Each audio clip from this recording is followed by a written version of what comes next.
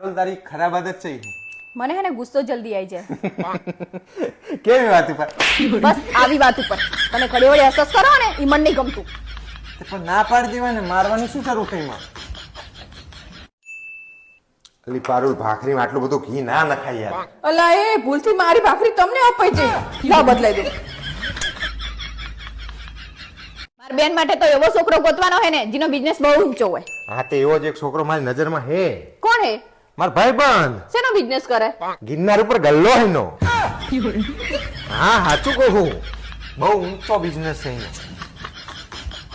હેલા એક ગીત ગાઓ આગા એ બી સી ડી માં અક્ષર ચાજા રે એમાં મને ગમે એક યુ તને હું ગમું હોય તો મને ખબર હે પણ મને તું નહીં ગમતી એનું શું પૂછ આ બધાને એકે બાજુથી મેર આવે આપણો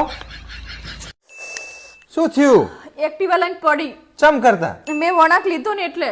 સામે કોઈ સાધન આવતું હતું ના તો પછી વણાક નતો તોય વરી એટલે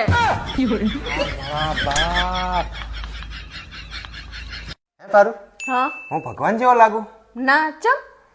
તો પછી હું ગમે ત્યાં જાઉં ને તો લોકો મને જોઈને એવું ચમ બોલે એ ભગવાન આઈ ગયું આવી એવું ચમ બોલતા હોય?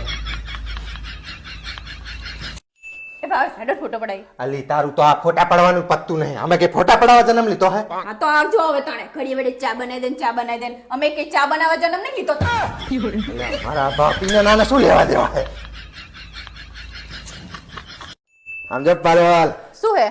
વાળ કે પૈન આવ્યો લાગુ ને તારે કરતા 10 વર્ષ નાનો હા તે ટકો કરે ના આવતો ને તો નાના છોકરા જેવા લાગે હું તો ખાલી તને કહું વાળ કપાઈને આવ્યો તું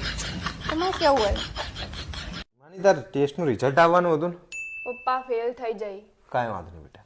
રીટેસ્ટ આપી દીજો હો. પપ્પા રીટેસ્ટ નું જ રિઝલ્ટ હતું તો પછી મોબાઈલ લઈને ચમ બેઠી હે વાંચવા બેને સાની માની બેહને જે કરતી હોય કરી ખા હવે હારું હે કે તમે રામાયણ ને મહાભારતના સમયમાં નહીં જન્મ્યા નહીં તો શું નહીં તો તમારા લખણ જેવા હે ને કે 400-500 શ્રાપ તો તમને ઇનામ જ મળી જાય